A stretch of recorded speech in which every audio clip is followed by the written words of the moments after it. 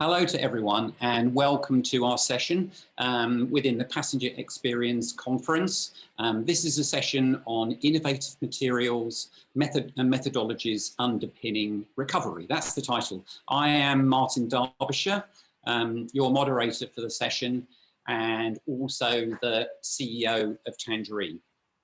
I'm delighted to be joined by four eminent speakers. We have Samantha Bunyan, who's Head of Industry Engagement and Sustainability at Csense, known as Sam typically. We have Roy Bjorlin, who's Vice President of Business Development, Printed Electronics for EType Technologies.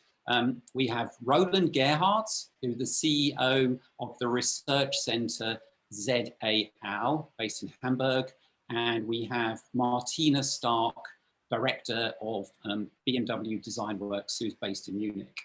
Our talk is really to try and help you, the audience, to do two things. Number one, gain a better understanding of the latest innovations in materials, manufacturing techniques and processes. So you will be able to introduce questions through the chat and ask the speakers questions about their particular business if you want to get a more definite insight. But ideally, what we want to try and do within this session is to keep everybody focused on thinking about how can new materials, new processes, new ways of working really contribute to the recovery from COVID and improve sustainability. So in terms of our process for today, I'm going to ask each speaker in turn just to quickly introduce themselves and their companies. No big sales pitch, just very much a quick introduction. And give a background into their experience, and then spend maybe about 5 minutes discussing an idea or an innovation that they believe could lead to a benefit in economic recovery from COVID or in improving sustainability within the aircraft and wider, I guess, mobility sector. But particularly if they can, trying to link that back to new materials, manufacturing techniques, and also processes. So I'd like to begin with Samantha, Sam from Csense, and I'll allow each speaker maybe about 7 minutes or so roughly in total. And then following that, we'll then have a fireside chat for maybe 30 minutes where I'll be taking questions, and also it'll be more of an open discussion across all four of the speakers. So Sam, would you like to begin now, please? Yeah, thank you, Martin. I'm, as Martin's explained, I'm Head of Industry Engagement and Sustainability at Csense. We manufacture lightweight composite components for multiple sectors, but our main focus is on aerospace interiors. And I guess the sort of flagship product that we've become mostly known for is our lightweight seat back product. When we founded Csense back in 2014, we were really keen to adopt sustainable manufacturing methods and processes. We were very keen to avoid all of the ancillary waste that often comes with more traditional composite manufacture, with autoclaves, vacuum bagging, etc. And so we set about trying to prove that we could use thermocompression molding, which would require matched aluminium tooling and a hot press, and work really hard on developing an FST compliant material that was easy to work with, and that effectively we could stamp out in a short amount of time with a relatively low amount of energy. And so right from the beginning, we were able to sort of start building products with a fairly low embodied carbon, but that the main sort of focus at the time that we started off was all about lightweighting. The aim was to lightweight the aircraft cabin to save on fuel, which is still very much one of the main drivers. And what happened during the pandemic for us as a company was that it allowed us to spend a little more time not working on rapid processing and low energy usage and simplifying and demystifying and deconstructing composites, but to do a bit of a deeper dive into natural fibers and recycled carbon, see what adaptations we could make with bioresin formulas so that we could really start to sort of join the dots up, if you like. And we've spent the last year really developing a a recycled carbon bioresin seat back. The year before that, we developed a bioresin woven carbon seat back with Doi Designs, which created a very ultra slim seat. It's meant that we've learned a huge amount about what's possible with new materials, but critically sustainable materials. And the other thing, I guess, that's important here is that a number of the large aerospace companies that we supply into have been saying that there's a big demand from the passengers of tomorrow, which will form part of the recovery of the airline industry, to understand how air travel can be more sustainable. And yeah, there's a lot of work on biofuels. Hopefully it's not too long before we'll all be flying in electric and hydrogen craft. But if we can at Csense do our bit in the puzzle and look at the sustainability of the materials, then we figured that was a good place to start, and hopefully will play a part in the recovery of the airline industry, but even more critically, in playing a part in making sure that our planet is a greener place to be. Thank you, Sam, very much. That was a great introduction. Could we move on to Roy now, so that he can speak a bit more about EType technologies and also his thoughts and thinking around an idea or innovation that can lead to change in this sector? Certainly, thank you, Martin. EType is a very refreshing. It's taken a very refreshing approach to electronic manufacturing. EType has manufacturing locations all over the world, but we took a different twist about 2.5 years ago when we decided that we wanted to become a technology company leveraging world-class manufacturing. And part of that effort focused mainly or largely on in-mold electronics. And IME is really it's an important piece of the puzzle, some of which Samantha discussed. It is in fact an important change in electronic manufacturing.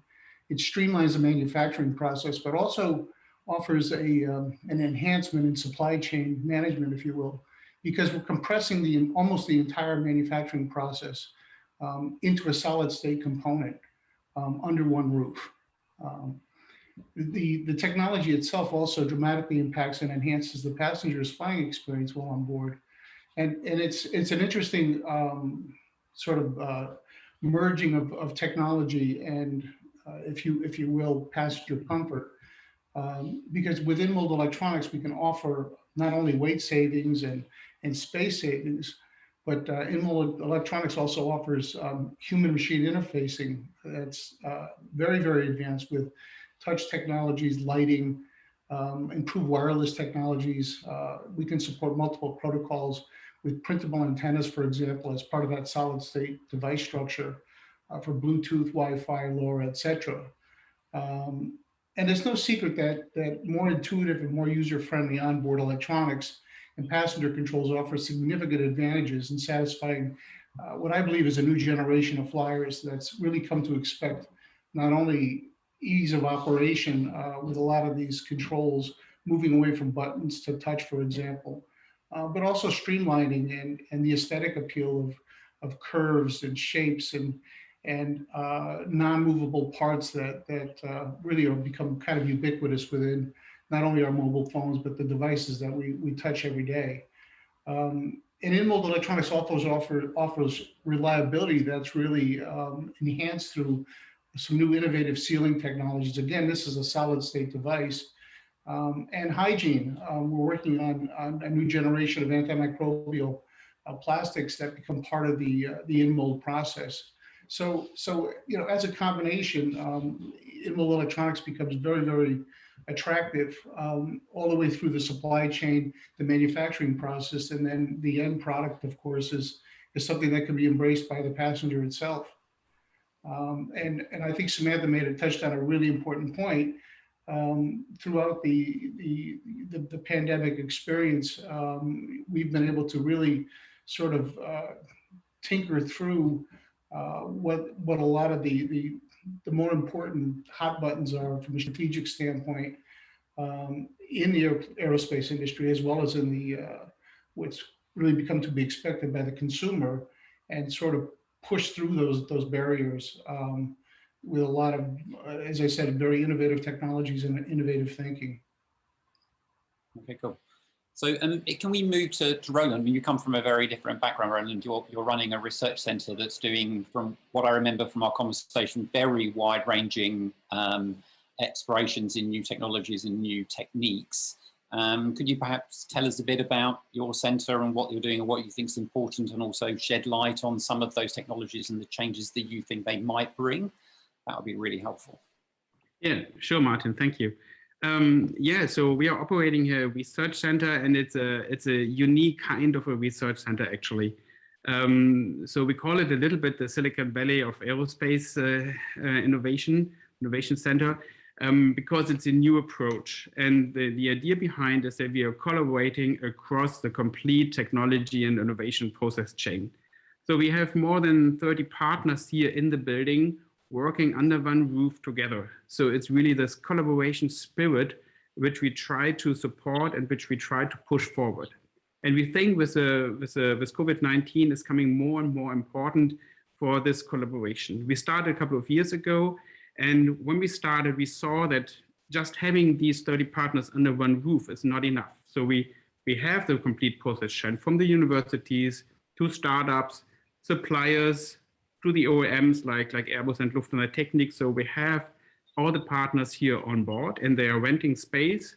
But what we found out is that we really had to make them interact and make them work together. And we had to create trust. And this is a key element for open innovation, for open collaboration. You have to create trust between the people. And it's all about the people working together. And I think it's coming more and more important to gain speed with innovation and implementing new technologies. And it's a setup of activities we created to do that. Eventually, of course, with a meeting on the site here, but we transferred this into the virtual rooms as well. So for example, our very famous lunch connection. So we give out a free lunch, but there are 3 conditions, because there is no free lunch, as everybody knows. So you have to be on time, you have to spend 1 hour, and you have to discuss the questions we put on the table. And this is really something you pull the engineers out of their offices. They're all sitting in front of computers, and we really have to make them interact. And this is where a lot of ideas are generated. And it's just these meetings by chance where you create new topics. Our meeting point is called Café Serendipity. And serendipity is a key element of this tech center as well. It's the underlying concept that you discuss things, that you meet people by chance, that you meet new people, that you discuss openly across companies, across partners, and that we have everybody on board. We have young students from the universities striving, bringing new ideas about greener aviation, the request from the next generation, what they want to see, Friday for Future. So we have this here on site. Then to the startups, we support startups in our building here, where they can really grow and strive for success. And we make them interact with the bigger partners, with the smaller partners. We have the suppliers like Deal, Dassault Systems, and so on here, providing then a fast approach to the supply chain. So we have cabin partners like Deal, as I said, here on site, doing innovation research here in the building. And so this is a key element, making them interact, making them work together. And of course, we have a lot of technical topics, as you mentioned, Martin. So it's not only the way of working, which is a key element, but we also have several elements and what we for green aviation. And we saw, and what we found out the last couple of months, that the expectation from the public and from the government is very clear with respect to aviation: come back greener. And this is really the key sentence, I would say: come back green.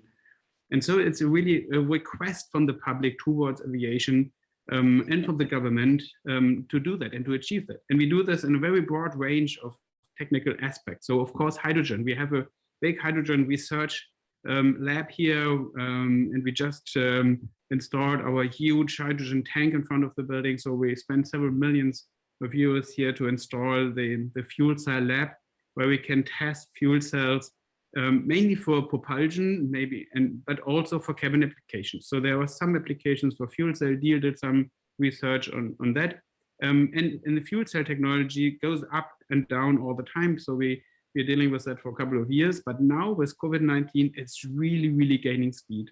And this is really interesting to see that how we are gaining speed with that. So hydrogen is just one example. We have a lot of other examples also in the cabin area. One is the large-scale additive manufacturing technologies.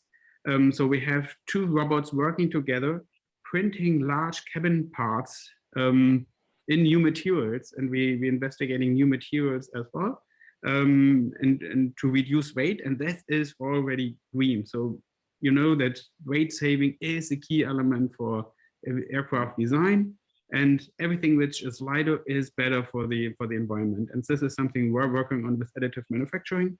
The other thing is soundproofing. We have Europe's largest acoustic lab. We have a complete A320 fuselage in here to test the interior noise and to reduce the weight of the insulation with the same sound level, or even improving the sound level, but with smart materials, where we implement smart technologies with artificial intelligence in soundproofing technologies to reduce weight, and through this, then the overall environmental impact of cabin soundproofing. These are just a couple of examples. We're working with fiber, metallic fused fiber elements, printing for stronger and cheaper materials. But this is another aspect where we think that we see some potential for weight saving and cost reduction as well. But the main topic is come back greener, and we do this through open innovation. That's the key takeaway, I would say. Right, and one very quick question before I move on to Martina. What is the timeline? What's the timeline range across the different, new technologies, new applications that you're developing? Are some of them quite near term, or are we still thinking quite long term? So ZAL stands for Center of Applied Aeronautical Research, and the keyword is applied. So it's not that we are working on basic research or fundamental research, we are working on applied research. That's the key word, applied research. So our time frame is around 2 years for implementation. 2 to 5 years, depending on the technology level. But the main goal is to really implement things really fast in the market, applied research, 2 to 3 years time to market. And this is something we do with open innovation to reduce the time frame for market application. Great, thank you very much, Roland. So Martina, can I move to you? I mean, you're from the world famous BMW Design Works, allied and related to BMW, so a substantial corporation that's done a lot of work in certainly improving passenger experience in mobility, with developing very innovative products over time. Maybe you could perhaps share some of your thoughts with us about, how can we escape from COVID and also deliver greater sustainability within the aircraft sector. Ultimately, of course, being designers like we are, looking to improve the passenger experience, or the ability of the crew to deliver a better service, for example, because those things were bundled in together. Mm-hmm. Yeah, thank you, Martin. Yes, my name is Martina Starke, and I'm leading the Design Work studio here in Munich. I'm working for BMW for a long time, and I'm here now for 2 years. And Design Works is a design agency, and we work for BMW, Mini, Rolls-Royce, and also for the strategy department in BMW, so for different fields and third parties. So we have 3 studios, only a short explanation, 1 in LA, 1 in Munich, and 1 in Shanghai. So for us, it's always very important that we have a global perspective on our projects. And so mobility is the sweet spot of our studio. So when I said we are working for BMW, for example, we have been already the partner in 2030 to develop the i3, I think you already know. And there was already the theme about sustainable materials and how we can bring sustainability into our products. And it was quite interesting because the project already started, or some ideas with also with the suppliers in 2008. So it was really a long story. And I think it's a story we are telling now as well in the present. And last week we had the ERR, and there we presented the circular vision. and to bring it into connection to aircraft. I think it's very important to place a vision and to show where you want to go, because this project is all about reuse, replace, and recycle. So I think the same is important for the aircraft industry if you look into the future, to bring enthusiasm for new technologies and new ideas, and really to think about how you can this bring to life. And when I heard Roland speaking about his institute, I think what is similar here is that after the pandemic, here we had this recovery very fast, and the people had really the wish to come together and to collaborate and to work together, because I think that we worked during the pandemic a lot digital, and I think that was very good, because I think the pandemic was like a lens. It really showed us where we have to improve, and it gave us high speed on digitalization, so that's good. On the other hand, we also saw that it's important that we need to have this usage serendipity. I also say it's so the happy accidents, we tell it here. When you meet people and coming to new ideas and solutions, when you're sitting in front of the screen, I think it's very disciplinary, and it's also good, but it needs some more, serendipity, and also this accident who happened. And this you can only have if you meet in person one-to-one. So I think we're coming to a new way of working, and that's good. That's a really good thing what happens now. And because of the pandemic, to see the positive side, we are much faster with this. So this is a really, really good thing. And yes, and what I want to add at the end is, I think aeronautics and aviation is always something which fired our imagination. And I think aviation had a big possibility to bring new ideas into the world. So I also see that it's a chance in the change. Yeah, thank you very much, Martina. That was really helpful. Can I ask you a slightly cheeky question though? Because many years ago, I actually tested the BMW i3 when it was submitted for a Red Dot Award, and we were completely blown away by it. And it is impressive to see how phenomenally successful it's become.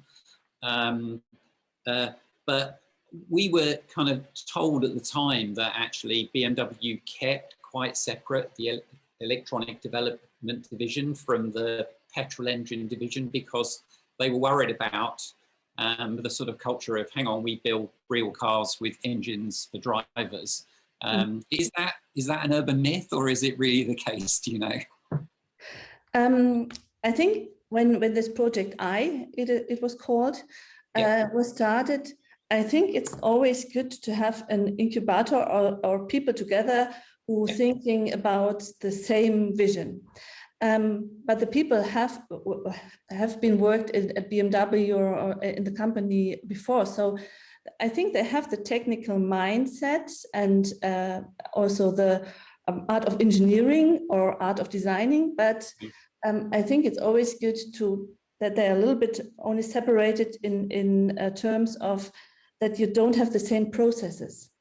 Because I think in a huge company, you have processes which helps, but sometimes also they can, slow down a little bit the whole development. So I think this was a really good solution. So it was a little bit both. It was the team of the group, but they had the possibility to think in new ways and not to have the same processes. And I think this is a good way to do it. Yeah, I was also impressed by the fact that with the i3, if you bought one, you also had the possibility of exchanging for a larger vehicle for short periods of time if you needed to go on vacation. And I think that was a fantastic example of service design operating really well, where people didn't have to have two cars, they could have one dominant vehicle and then have the flexibility to change to another one for a short period of time, which I think is also a key aspect of how we manage sustainability in the future, and how do we shift from disposability of product and disposability of items and become more sharing, more open. So there's lots of interesting themes there. I really like to open the discussion up. I think what I'm curious about is what do people see as, from their own perspectives, and maybe you could talk a little bit about it, any of you, is what really is the biggest challenge or the biggest barrier, do you think, to changes that will improve economic performance within the airline sector, or help really introduce sustainability in a meaningful way? I mean, in the past, I moderated a session where we were talking about sustainability within the sector and the ability to recycle or to reuse waste, and quite simply, legislation stops it from happening. Everybody talks about it, but it is not going to happen until there's a dramatic change in legislation across the globe, really. Oh, Plus, of course. If I could take a stab, Martin. Yeah, please feel free to jump in, Roy. We've several of us already talked about how, obviously, as awful as the pandemic has been for the planet, there were some interesting opportunities that arose for lack of a better word, we'll call the pause in people getting together and face-to-face contact. I've worked in the area of commercializing new technologies for my entire career, and people ask me what the biggest barrier to entry is, and that is demonstrating it does work in front of the right audience, and finding a messiah, if you will, within an organization that's willing to adopt new technologies and then drive that through commercialization. Well, what I found during this terrible last year or so was that there were a lot of engineers, really bright engineers across the spectrum of aerospace to industrial to medical, that were really, they had some time on their hands, and we were all working remotely, obviously, and the discussions really were a lot, the ideation, if you will, was a lot more embraced a lot more, and subsequently we were able to drive some ideas and concepts through that prism, and have live programs as we've started to come out and make contact with one another, and it's an interesting genesis, but I think the sustainability piece of this has always been the most critical, and demonstrating in an actual product that it can work, or through a concept part that it can work,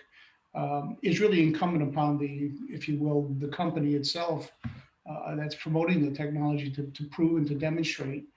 And aerospace is a perfect example that our teams at EType have been supplying this industry for quite a while, and subsequently we had openings in order to be able to demonstrate the concept of IMB through the part that's, I think it's on my right shoulder on camera, the avatar concept part. So I think we find these opportunities to communicate, and Martina said it best.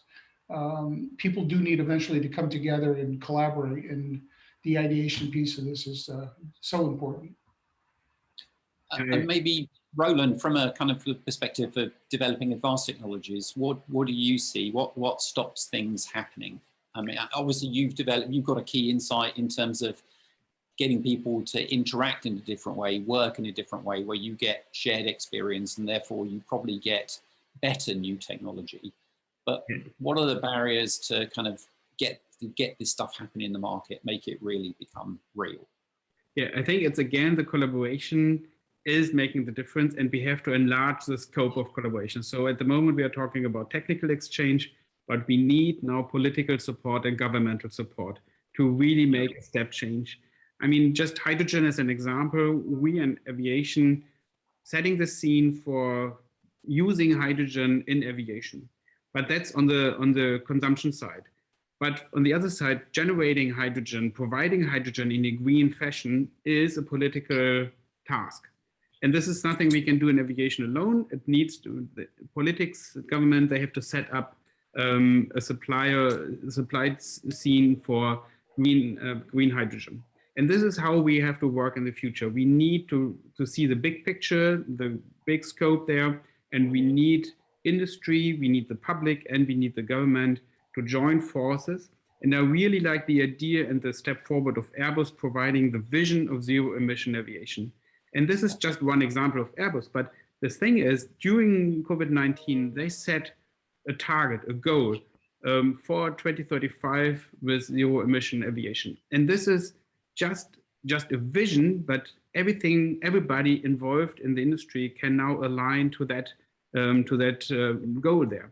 And this is something we need, the alignment, and that everyone moves in the same direction and that everyone agrees on that. And there are no discussions, or do we really need that? Is it really a benefit for the public? Or this is something we have to harmonize, and that everybody walks in the same direction, and that they work together to really reach the goal. And this is a key element from my point of view, to set the goal and then walk in the same direction, and then do this in an open way where you openly exchange.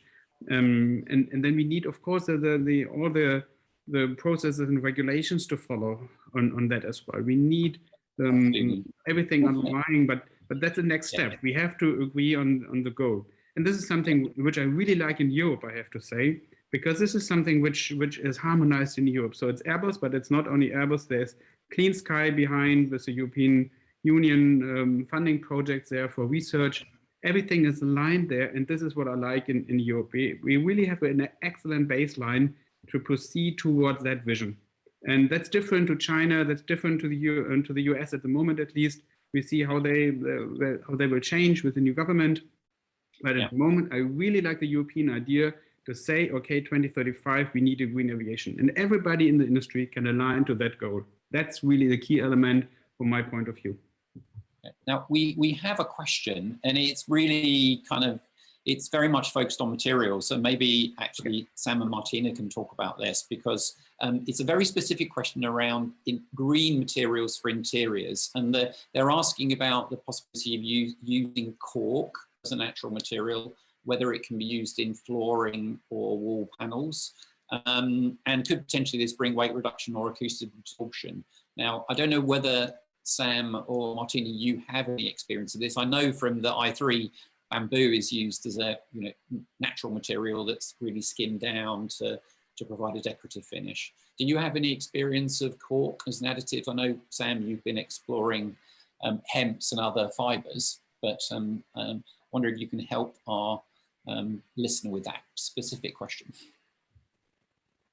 Martina, do you want to jump in with cork from an automotive perspective? Yeah. From the automotive perspective, it's always when we look for new materials, we have to look also, do they fit to all the regularities we have?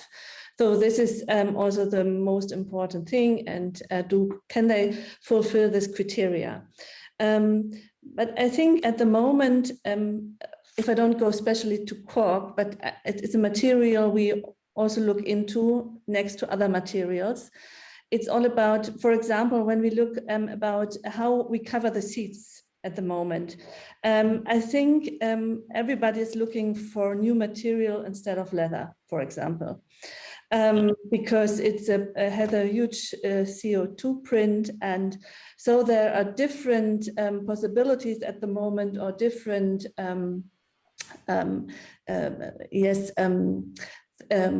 different things we look at with the suppliers, how we can find the right way for new materials, but they also have to fulfill the criteria. So I think, and you know it also very best from aeroplane, how long this material has to last. So I think what I see at the moment, to make it a little bit more open, we look to a lot of material at the moment to replace other things. And I think this is a big possibility, and there's the possibility to work with different institutes or universities together, also with young students who have a lot of good ideas at the moment to bring up new materials into the talk. So I hand over to Sam. Mm-hmm. Thanks, Martina. Yeah, I mean, I personally love cork as a start. I guess we would be looking to use it potentially as a core material, but as we try and build in all of our FST compliance into the structure of a woven cloth and a resin system. It's not maybe necessary, but there are other components we could look at it for. It's great in that it has its own natural fire retardancy, cork, so that's of interest. I think with a lot of these things, it often boils down to the supply chain, availability, cost, if that's helpful. And I think there are a few issues around that. There have been some amazing developments in architecture with cork, the famous award-winning Cork House, for example. So I hope that in some way answers that question. And to connect up with what Martin was saying earlier, and Roy, about being in the right place at the right time is what people say endlessly about innovation and development. But I think it is as much about being with the right person or the group of people and talking in the right way at the right time in the right place. All of those things kind of are important ingredients in the mix. And I think that it would be nice to think that having a sort of carrot rather than a stick would be a way of getting some of the new developments accelerated. But unfortunately, I think a sort of governmental legislative stick is often the way in which change is brought about. And I think a lot of the changes in the automotive industry have been driven through some quite serious legislation. And if that's what it takes, that's what it takes. So, Roland, from your perspective, from a research perspective, just a very brief comment from my side. What we experienced in the past was that weight is the main driver for that. And if a new material is heavier, over 30 years of use on an aircraft, the CO2 is much higher. CO2 footprint is much bigger. If something is heavier than another solution, and that usually destroys all the benefits if you introduce a new material which is maybe eco-friendly but heavier. And this is the biggest challenge we are facing in aviation, that weight is such a strong design driver for CO2 emissions that this has to be considered all the time if you discuss new materials. And of course, we have all kinds of, and this is why I love Sam's company, because they are providing a very good material, but in an eco-friendly way. And this is something we have to look into to combine these things. Of course, the FSD requirements, of course, they have to be there, but weight, I just have to underline, weight is a key driver for eco-efficiency as well. And I imagine for Roy, I mean, you're looking to, mass manufacture complex parts which deliver an improved customer experience for both the seat manufacturer or airframe maker, and also for the person that's sitting in the seat that wants it to be easy to wipe down, easy to use, easy to understand, utterly intuitive, and instantaneous to swap out if it goes wrong, because no airline wants to not be able to sell a seat because they can't move it. Yeah. So I mean, are there things that and there's clearly a dichotomy there, isn't there, between, well, ideally we want some degree of circularity, we want some degree of you can reuse, you can recycle, you can utilize things, but also at the other extent, there's this, if you deliver an optimized solution that lasts for 10 years and works reliably, then you can worry less about that aspect, and you want to get the better ultimate response for the person that's using it. Well, I think that you make very good points. One way to look at this is in a broader sense, this phraseology around printed electronics that's been around certainly as long as I've been in the workplace. Some of the challenges with printed electronics evolving from, say, simple membrane switches is how do you manufacture products that become essentially solid state, and that's the driver. The benefits actually sort of came from that. The benefits that you described in terms of aesthetics, given the fact that we can do very complex three-dimensional parts, size, and the fact that this is essentially a printed product that's put together in sometimes as small as 4 millimeters. And then that drives a weight discussion in aerospace and other markets in terms of the advantage there. But the recycling aspect also plays well in that. In that a solid state device, intuitively has a higher degree of reliability. So the Yes. plug and play or the replacement part becomes a little less of an issue, just because the part hopefully is more reliable. But then the recycling aspect of it, because it's smaller, because we're using fewer resources, because we're using a lot of common materials, if you will, and fewer components, the sort of the carbon impact becomes reduced in the disassembly process, if you will. Yeah. We have another question, if you don't mind. I'll jump in, and I think it can work well for Sam or to Roland in a way. We have a question around that a lot of plastics are easy to recycle, but very few of them actually meet the burn requirements or flammability requirements necessary for being on board the aircraft. So there's a question here: is could metals possibly be a solution for replacing some of those parts that might be plastic already? And also, I think specifically maybe for Sam, we've talked about using hemp or other fibers, and also more eco-friendly, more sustainable resins to build up composites.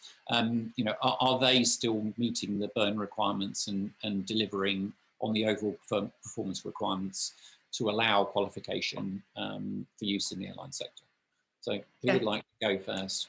Yes, I'm happy to jump in there, Martin. Yeah.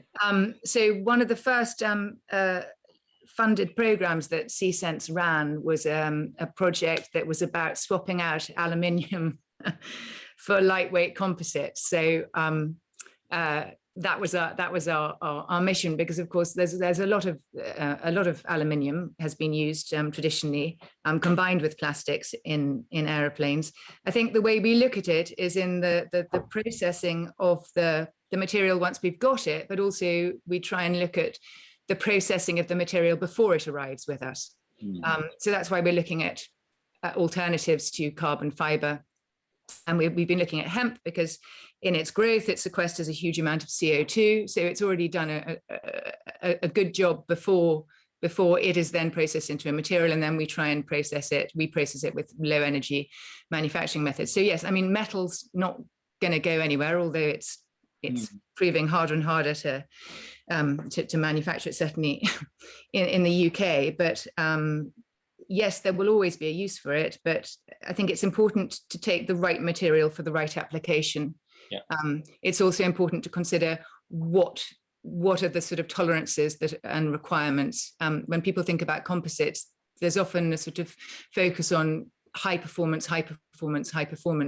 And actually there are multiple different stages at which a composite could be considered, both as a structural and as a semi-structural component. I hope that answers in some way the question. And I guess, Roland, from my experience, you are going to get multiple 3D printed materials that will combine polymers and metals in many ways. So they'll be very hybridized, complex mechanical solutions.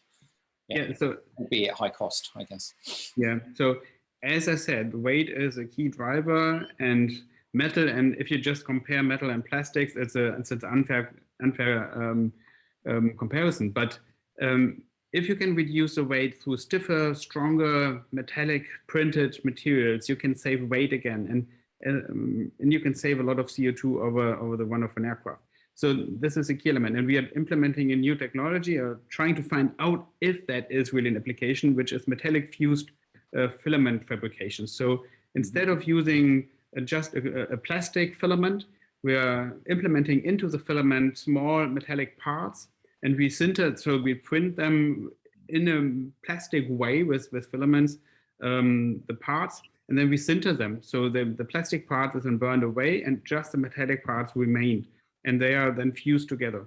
The big problem is shrinking, because the parts are a little bit smaller. So that's a design factor there. But if we can use that, and if we can apply that innovation, it will be a huge impact, especially in the cabin area, because we can design specific parts for a very specific point of a design point. So we can reduce weight because we can implement all the stress factors in that part precisely in additive manufacturing technologies. So this will be a step change. but we are a little bit further down the road with that. So it's a more TRL 3, 2 to 3, I would say. So technology readiness level, there's some research which is needed, but this could be a step change with this fused filament printing with metallic filaments. So that's a new application. We see how, if we can find an application, but I see a huge potential for that. And Martina, other things from a designer perspective, you're thinking about people, you're thinking about the experience that they have, you're thinking about the space they sit in, the environment they have. Are there aspects of new materials or dimensions of new materials that you think really could be quite quickly brought into the airline sector that maybe aren't happening or that you would like to see happening? Could bring a change. When we had our pre-briefing for this session, I think everybody zoomed in on the meal table as a perfect product for change. You know, you can put printed electronics into it, you can change it to be hemp and with more recyclable materials. Is there something that you think could bring a huge change that would deliver a much better passenger experience and utilize some of these new technologies and new opportunities? Mm-hmm. I think when we speak about materials, the one hand is about sustainability, but also about how we bring technology perhaps into the materials. So when we speak about something like Tech or something like this, to so that you, at the moment, we have a lot of different possibilities to handle something on our seat. But if you don't have so much buttons or something like this, and you find another solution or to bring it in more technology also in the materials, so that you have a different experience at your seat. Yeah. I think this is also something to think about, a completely perhaps new geometry or something like this, you know. I think it's about to think about with a new and a fresh mindset. Yeah. I know that there are a lot of restrictions, yes, but sometimes it's good to think a little bit more free about it, and then to find new solutions also to bring the technology you have now on your place everywhere. Perhaps you can also bring it into the material. So only an idea for that. And then it's a question what the quality of your space where you're sitting. I think it's also about what is about privacy. How can you change this perhaps also with design? So I think that when you ask 10 minutes before what was the biggest challenge, I think the biggest challenge is also to change the mindset and to have this creative, to create this vision. I just read this book from Bertrand Piccard about the solar impulse, and I'm deeply impressed. It really touched me because he was thinking about something nobody thought it could be possible. And then he, like Sam said, to bring the right people together to bring this vision through, and then to bring the decision makers also together to show it to them, because you can create a lot of things, but if you don't have the right people on your table to discuss about this new solution, then for what? So this was really a good way to create, to show how to create a vision, and it is a symbol for clean energy. What he wants to show, it's not that he say, okay, everybody is now flying with this kind of planes. And so I think when you ask biggest challenge, I think to change the mindset, and I think you can do it to create a vision and then to find the solution, yes, for the everyday, how you build mobility. Now we have a really challenging question, a really big question. I'll go straight to it. Are customers ready to pay more for greener recyclable products? Do you think? Who'd like to? Yes. I mean, I certainly think we're seeing that. I think we're seeing a lot more, you know, if you look at retail, if you look at hospitality, I think you're seeing an awful lot more around, you know, natural, real, you know, improvements in health and well-being, as well as greener. So I'm hopeful that's absolutely the case. Would anybody else like to comment on that? I mean, Well, I certainly, I'd certainly like to think so. The question of who pays for it is always a good one. When you're commercializing technology, is it the seat manufacturer, the aircraft manufacturer, or ultimately the passenger? And I guess how you promote it and how you dissect that answer makes a huge difference.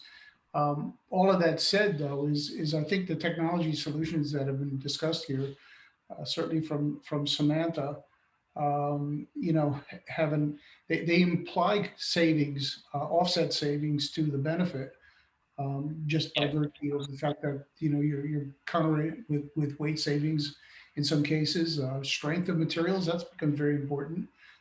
I certainly remember when the 767 and the 757 were launched, and they had certain composite parts to them. And I thought that was so revolutionary at the time that someone actually adopted it. So yes, hopefully these technology innovations, they'll bring, again, an offset to that increased cost. I'd also like to say that I think the way in which the word cost is defined is changing. Mm-hmm. And I think a lot of people have said today, well, not a lot because there's only a few of us, but there's been quite a lot of talk about the next generation and the younger generation and changing mindsets. The fact of the matter is that actually we don't have much work to do on changing the mindset of the younger generation. Right. They've already got there themselves, and it's up to us, slightly older generation, to start listening to them. And I think what Roland does with his free, not free lunches is a great opportunity for some of the engineers who've been there, seen it, done it, to listen to some of the concerns, needs, wants of that generation, because they won't only be the airline passengers of the future, they will be the decision makers of the future. And I think that will have, you know, that will be the decider. From my point of view, it's again a question for society, because we will see increased cost anyway. And the question, who will bear these costs? Either it's through changes in the nature, and we just had the flood in Germany with billions of additional cost through climate change. I mean, you can question everything. I think there's no discussion about questioning the climate change anymore. Absolutely. So we will see these additional costs anyway. And the question is, who bears these costs? Is it a society in general? And we pay with taxes for recovering complete areas in California, the fires and whatever. Is a society paying with taxes, or do we see certain products being more expensive because they are produced in a more eco-friendly way? And to be honest, I think that we have to put the cost where they are, and this is on the product side. And this is, in the end, it's a society question, but we will see additional cost anyway. And the question is, how do we distribute them within the society? Because we will see climate change with huge, huge cost impacts in certain areas, and questions, do we enforce then a greener aviation at the beginning to prevent higher costs in the end through climate change?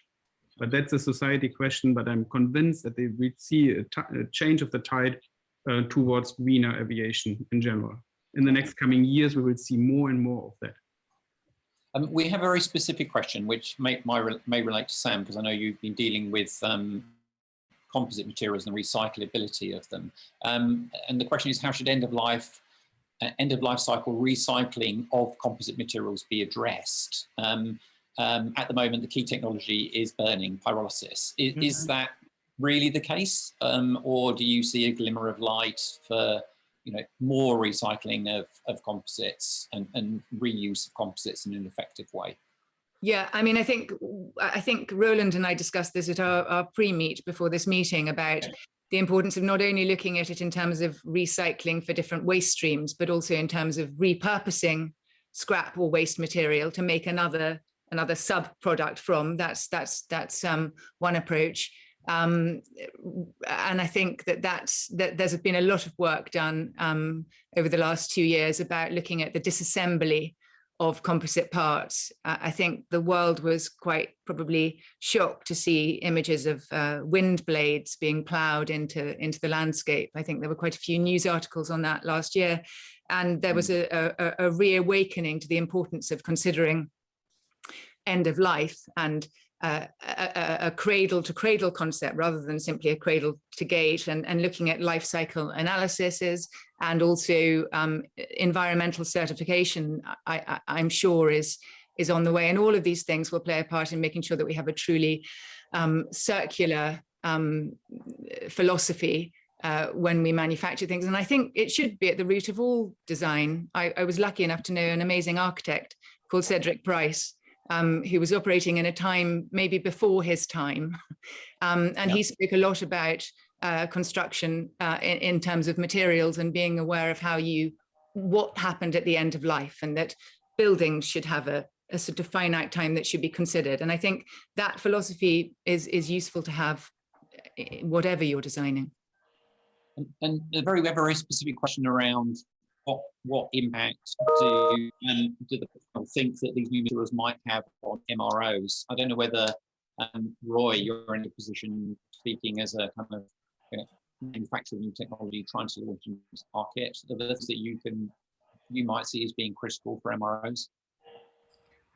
I'm sorry, you broke up, Martin. I didn't. I'm sorry.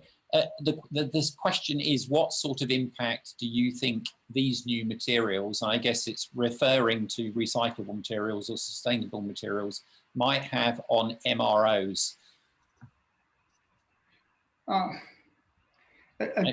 Again, we're dealing with assemblies, complex assemblies with a variety of different materials. Yeah. So I'm not certain I can really address that question very well.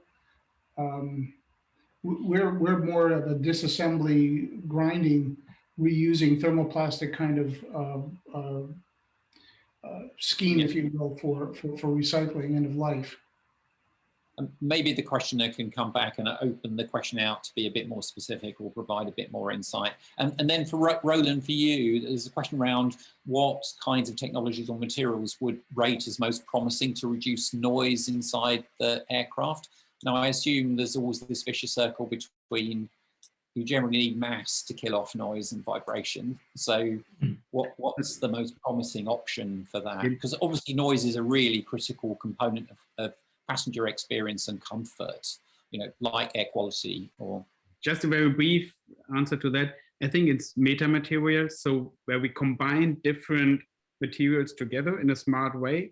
And this is something we are working on, and to test out and to combine different material properties in one solution, where you then just have insulation. And it's not only noise, it's vibration. Most of the time we talk about vibration, but the noise is transferred through vibration into the interior of the cabin. And we have to reduce vibration.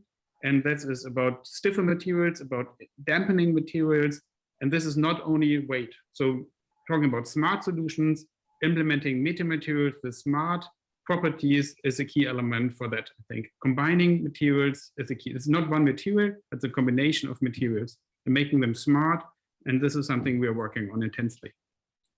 So just to go, we only have a few minutes left. So to go to Martina, from a design perspective, is there a sustainable material? And I know you come from a materials background. So is there a particular material that you feel is that promising option that could bring radical change within the aircraft interior sector? I mean, bamboo seems to be something that's being used extensively within the home. Is there something that you feel is a really strong example that brings significant change within passenger experience, or is that just too difficult a question to answer at this point? Yeah, I think, like you always said, you always have to consider the burn requirements and all the special criteria. And I think what we need, if we don't look to a special one, it's about to research in new materials. And when you ask some minutes before, do people want to pay for green? I think when we invest into new technologies and also to develop new innovations, we create new jobs. And it's about, when we speak about sustainability, we have environmental, social, and economy. And I think we also can create new business to develop clean energy or new sustainable materials. I think it's where the point of view where you're looking from. And I think we can do this while also reducing pollution emissions and preserving natural resources. I think. Thank you, Martina. Sorry, I think we have to wrap up the session. I'd like to thank all of you, Sam, Roland, Roy, Martina, very much for contributing. It's been a great discussion. I should point out that the next available session is at 1400 hours, and it's called Reducing the Cabin's Environmental Footprint. So very connected to what we're doing. Also a reminder that all of these sessions will be made available to stream after each event. So for the whole audience, you've got plenty of opportunity to come back and watch it again or recommend it to your friends. Thank you very much to all of you, and bye-bye. Thank you, Martin. Thank you.